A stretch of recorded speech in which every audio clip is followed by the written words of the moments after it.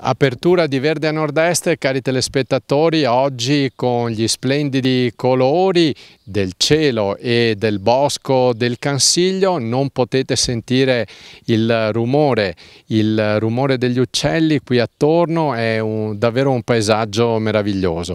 Naturalmente è un luogo di cui tutti possono sfruttare le bellezze, e soprattutto il consiglio è fatelo camminando, fatelo in modo lento, ammirando la natura. Come vi invitiamo a sedervi e mettervi comodi per guardare Verde a Nord-Est, che inizia dopo la sigla.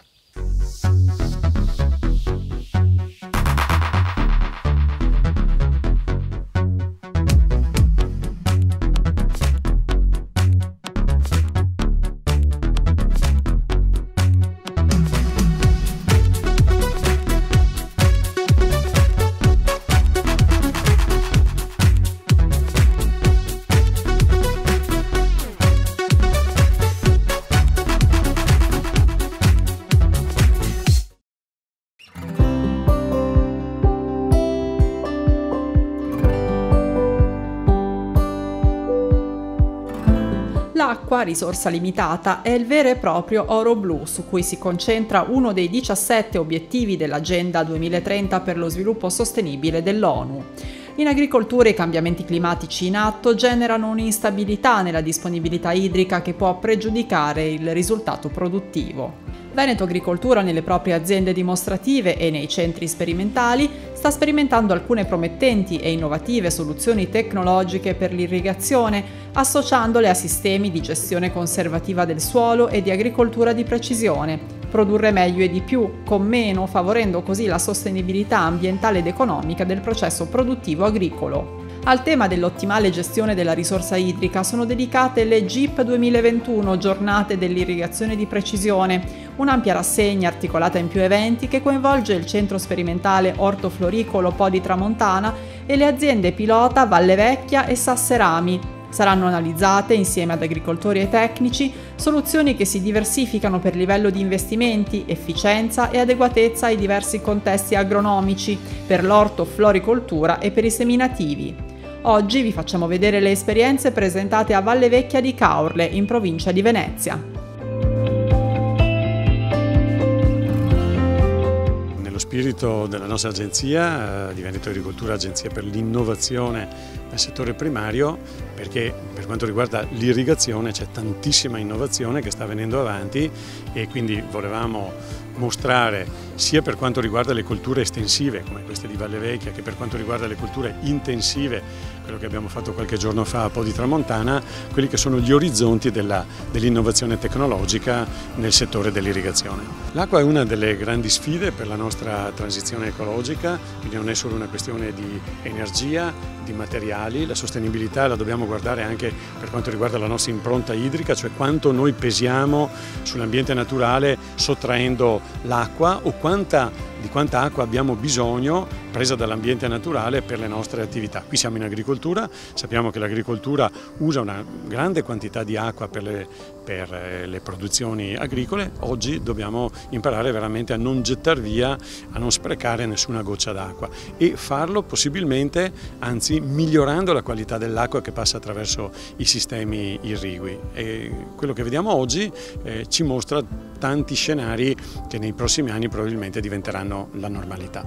Sembra una sfida impossibile produrre di più con minore impatto. Noi siamo abituati che l'attività produttiva genera impatto, invece per fortuna, grazie alla tanta tecnologia sofisticata di cui disponiamo oggi, noi possiamo produrre di più perché comunque dobbiamo dare da mangiare a un'umanità in crescita, non dobbiamo guardare solo al nostro orticello, pensiamo al mondo e pensiamo quanto noi siamo connessi al mondo, fra l'altro, quindi quanto noi per esempio assorbiamo risorse che vengono da altri paesi e le usiamo per la nostra economia. Quindi prima di tutto a casa nostra produrre di più, produrre meglio, perché poi è giusto che quello che arriva sulla nostra tavola sia sano prima di tutto e con un occhio di attenzione all'ambiente. E l'acqua veramente ci permette di fare questa sintesi, perché qui a Valle Vecchia ne abbiamo un esempio mirabile.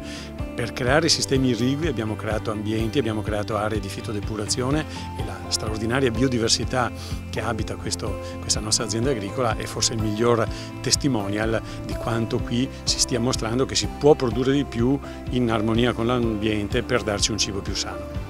avendo pochissima acqua, è preziosa, costosa da raccogliere perché è acqua recuperata dalla pioggia, dall'acqua in eccesso degli eventi piovosi. Noi abbiamo bisogno di razionalizzarla al massimo e di non sprecarla, di valorizzarla al massimo possibile. Quindi abbiamo sviluppato tecniche di irrigazione di precisione, abbiamo zonizzato i terreni, individuato zone omogenee con delle sonde che danno indicazioni precise sullo stato di salute della cultura, sulla richiesta d'acqua dell'accoppiata terreno-pianta, e diamo l'acqua in funzione dei dati che questi algoritmi ci danno in continuo. Qui oggi sono descritte tecnologie che sono applicabili immediatamente, ma anche tecnologie che sono ancora in sviluppo e quindi diventeranno l'offerta del prossimo domani.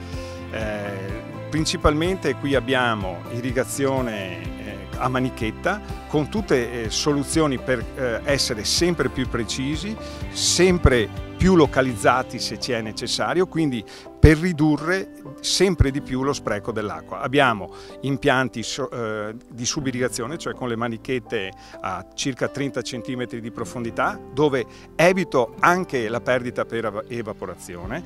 Abbiamo tutta una serie di tecnologie con sonde che automaticamente fanno partire e chiudere le ali gocciolanti, dando esattamente l'acqua che l'accoppiata terreno-pianta richiede in quel momento, anche calcolando cosa può succedere nei giorni successivi e quindi scontando eventuali precipitazioni previste. I droni vengono utilizzati talvolta per capire lo stato di salute della cultura, capire se ha bisogno d'acqua e quindi essere dove ha bisogno d'acqua e quindi essere più precisi nei volumi d'acqua che andiamo a dare per non sprecare nulla.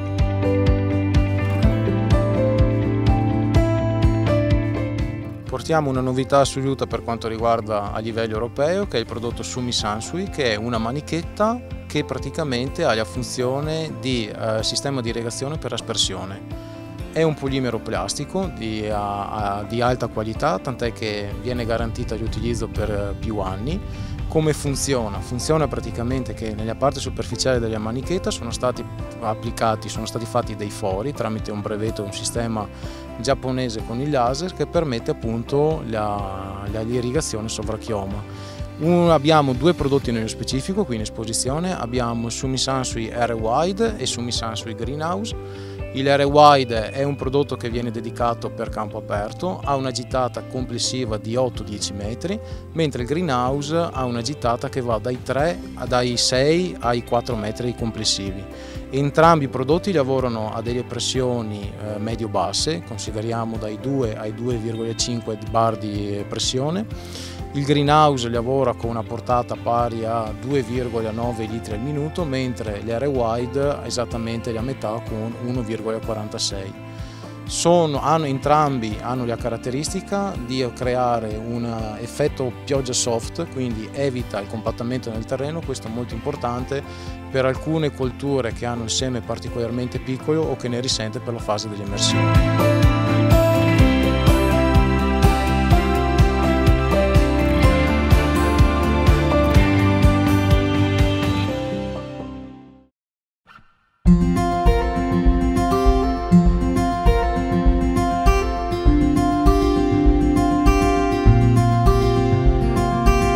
Amici di Verde a Nord-Est, continuano gli appuntamenti di Livenza, un fiume di sapori, tante occasioni per conoscere il territorio del fiume Livenza sotto diversi punti di vista, con naturalmente un focus sulla gastronomia e sul bisat, su questo prodotto principe del Livenza, l'anguilla che proprio grazie alle caratteristiche del fiume Livenza acquisisce particolari sapori. Noi vogliamo anticiparvi quello che accadrà venerdì 23 luglio alla trattoria da Isetta, qui con me Marco, il titolare. Allora Marco, cosa proporrete per la cena dedicata al bisat? Allora, quest'anno, a differenza degli anni scorsi, prepariamo dei piatti un po' più rurali, se vogliamo definirli tali. Torniamo con la tradizione, con l'anguilla alla griglia, cotta sulla brace, e con il bisatto classico, bisatto con gli amoi, che è il piatto tradizionale di Torre di Mosto. Volevo proporre, appunto, visto le riaperture e visto questa ventata di respiro leggero che finalmente è arrivata, una serata un po' più informale, tutto con contorno di musica e speriamo alla luce delle stelle. Ecco, quindi tradizione in cucina e convivialità per questa serata del Bisat. Voi tra l'altro avete già vinto 2 edizioni del Bisat d'Argento. Sì, noi abbiamo partecipato ai concorsi appunto del Bisat d'Argento, abbiamo proposto appunto piatti un po' più elaborati, era una chiave un po' più ricercata, perché comunque la nostra cucina, diciamo, ci spinge un attimo a definire tale la cosa. E quest'anno però vogliamo rimanere un po' con i piedi per terra e vivere un po' il momento, organizzare una serata molto lieve, molto semplice. Ci racconti anche qualcosa in più su questa trattoria, un po' di storia, quale identità la caratterizza? Beh, allora questa trattoria nasce ai primi del Novecento, era una locanda e di fronte dicono appunto che ci fosse l'ospedale militare austro-ungarico. E questa trattoria è stata gestita in più fasi nell'inizio del Novecento, dopodiché è stata in qualche modo dimenticata per un periodo. Io l'ho rilevata 6 anni fa, però ho voluto comunque mantenere i piatti tradizionali, portare comunque il pesce e il pescato, nonostante comunque il nostro è un paese interno, ma riprendere tutti i prodotti locali, i vini locali, le cantine vicine, l'Ison di Prammaggiore, per valorizzare quello che è la nostra terra, definendolo, avvicinandoci comunque al turismo green, che è quello che un po' adesso va per la maggiore. Ho lasciato perdere la cucina gourmet, diciamo, la cucina nouvelle cuisine, e ho rivalutato un po', parlando con i vecchi e gli anziani del paese, i piatti storici, che sono quelli che ci identificano. Questo è il mio salotto, è la mia casa e invito tutti a venirmi a trovare e a gustare l'atmosfera attorno a noi. Allora, grazie a Marco Frare, titolare della trattoria da Isetta, e noi rinnoviamo quindi l'appuntamento venerdì 23 luglio con la cena dedicata al Bisat.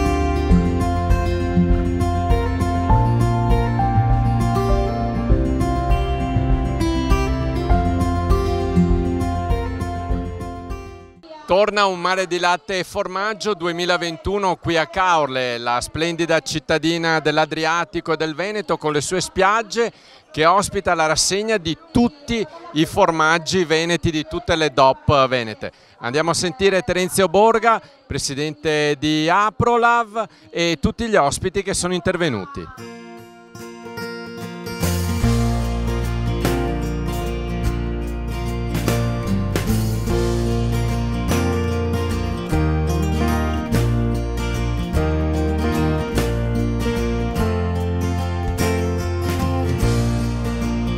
17 anni che veniamo qua, anche l'anno scorso è stata l'apertura della nostra promozione. Noi non ci fermiamo, quando è possibile noi andiamo a proporre la nostra qualità. La gente viene e ti chiede, i turisti, prima ce n'era uno di Torino che ti chiede i posizionamenti dei formaggi e quant'altro. Abbiamo bisogno di far conoscere le nostre produzioni perché la gente non le conosce. Il consumatore, quando vede queste tipicità, le apprezza e poi le va a cercare. Si parla tanto di sostenibilità in questo momento, e cosa c'è di più sostenibile del lavoro, del grande lavoro degli allevatori veneti che producono il latte per i grandi formaggi veneti? Esatto, vorrei considerare sempre una cosa: quando sento parlare di determinate persone mi chiedo, ma come possiamo immaginare il biologico senza l'allevamento? Datemi voi la risposta. Noi il lavoro l'abbiamo sempre fatto, nonostante la riduzione del prezzo che abbiamo avuto anche durante il lockdown, i 2 lockdown.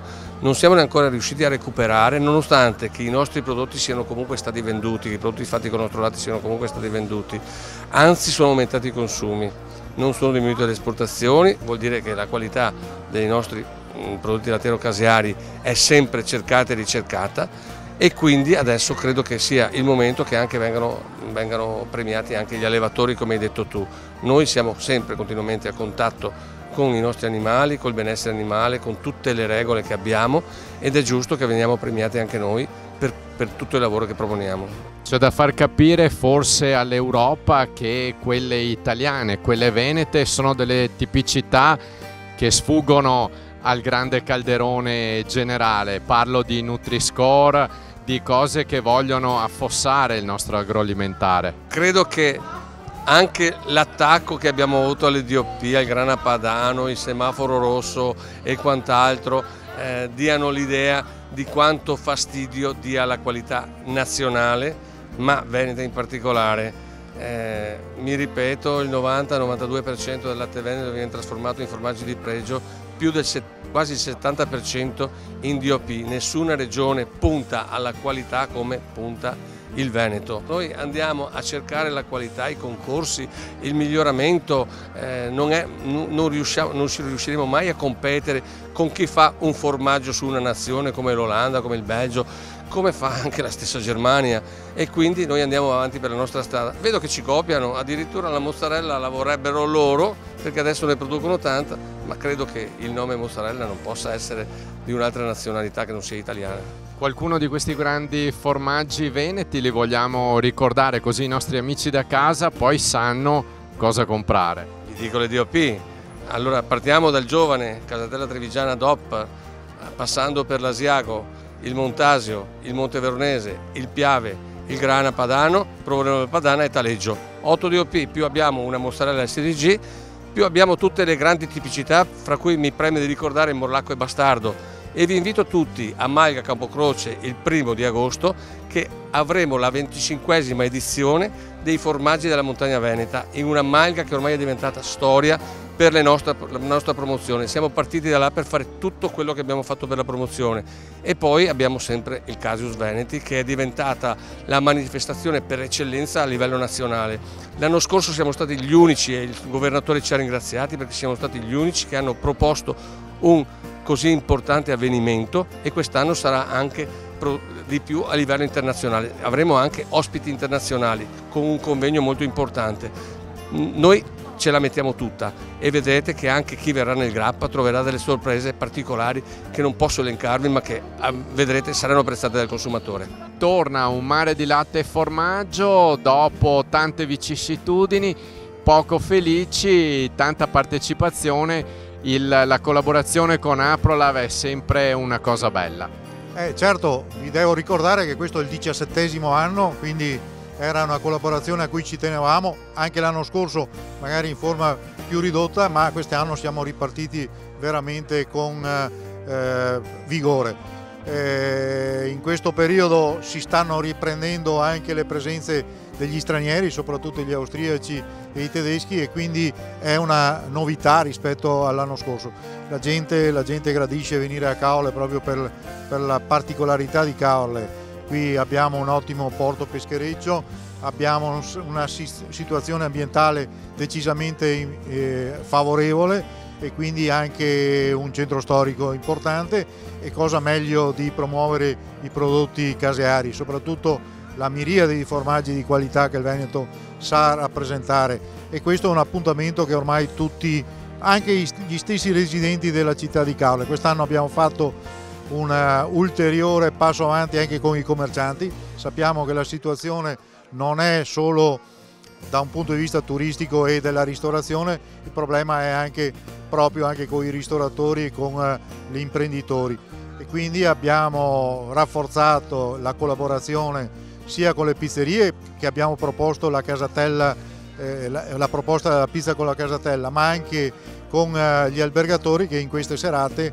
proporranno ai loro ospiti il Piave DOP, e quindi assieme a tutti gli altri che il Veneto e Aprolav sa proporre.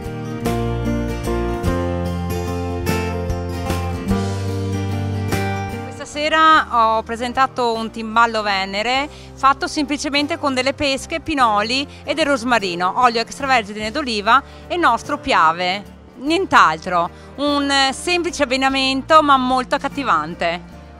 Provatelo!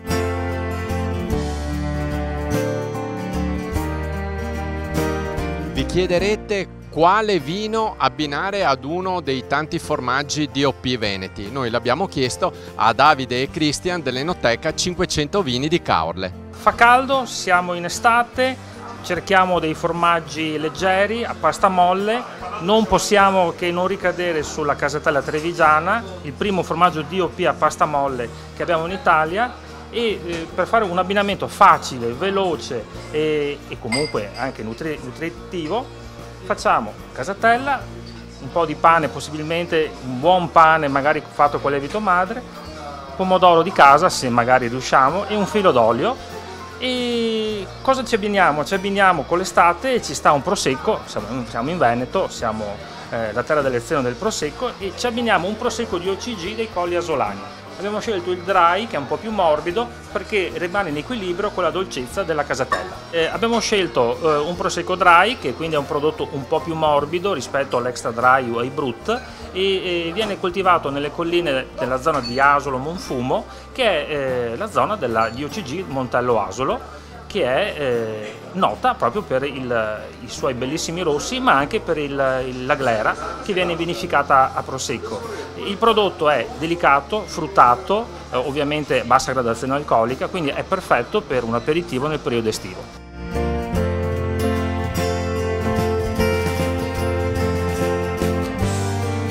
Un formaggio così importante, così austero, così invecchiato, dobbiamo per forza metterci accanto un grande rosso di invecchiamento che però mantiene un minimo di tannicità. Per cui abbiamo messo il vino rosso d'eccellenza della zona di Treviso, ed è legato al fiume Piave, il Raboso del Piave. Un vino tannico, strutturato, che si presta all'invecchiamento e che ha la forza di reggere un formaggio così importante.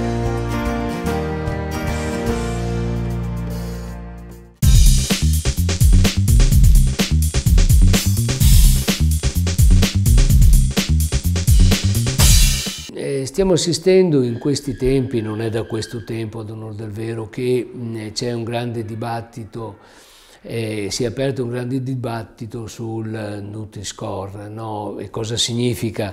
In parole semplici significa sulle etichette nutrizionali a semaforo. A livello europeo ci sono queste proposte fatte dai paesi del nord Europa in particolare di costruire delle etichette a semaforo, verde, arancione e rosso, in funzione di quello che è il valore nutrizionale che comunque possono rappresentare alcuni prodotti. Per il nostro paese, per le nostre DOP, per i nostri investimenti che abbiamo fatto negli ultimi sicuramente 50 anni rispetto alla valorizzazione delle nostre produzioni, tutto questo rappresenta una grande disgrazia, ecco, se non modificata rispetto all'impostazione data a livello comunitario. Io sto pensando agli sforzi che abbiamo fatto per valorizzare i nostri prosciutti, i nostri formaggi, le nostre produzioni d'olio, per dire che attraverso il Nutri-Score o attraverso questo semaforo avrebbero tutti quanti un semaforo rosso.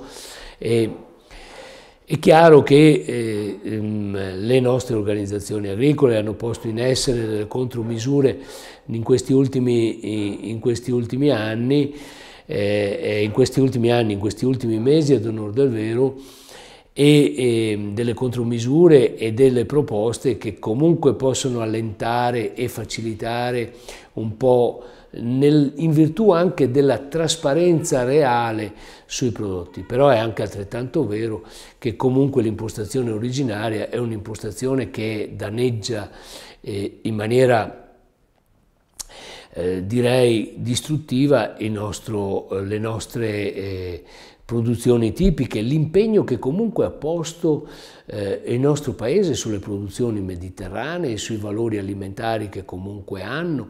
Non può essere buttato uno sforzo sociale ed economico, ma di cultura, di storia di questi nostri paesi non può essere buttato con un provvedimento che in maniera semplicistica e omologante ci mette nelle condizioni di essere fuori mercato.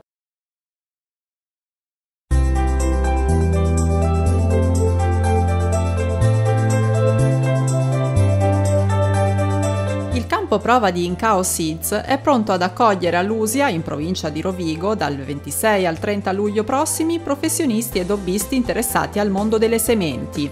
Un team altamente specializzato guiderà i partecipanti all'iniziativa alla scoperta del campo prova che ospiterà le ultime novità del settore. L'evento è aperto a tutti e dedicato soprattutto ad agricoltori, tecnici e vivaisti. Incao è nota a livello nazionale anche per i confronti varietali, utile strumento in modo che il cliente possa poi decidere quale varietà sementiera si adatta meglio alle proprie esigenze aziendali. Vi aspettiamo dal 26 al 30 luglio 2021 a Lusia per vedere le ultime novità per il settore hobby e professionale. Tutte le informazioni per partecipare sono disponibili sul sito www.incao.eu/it.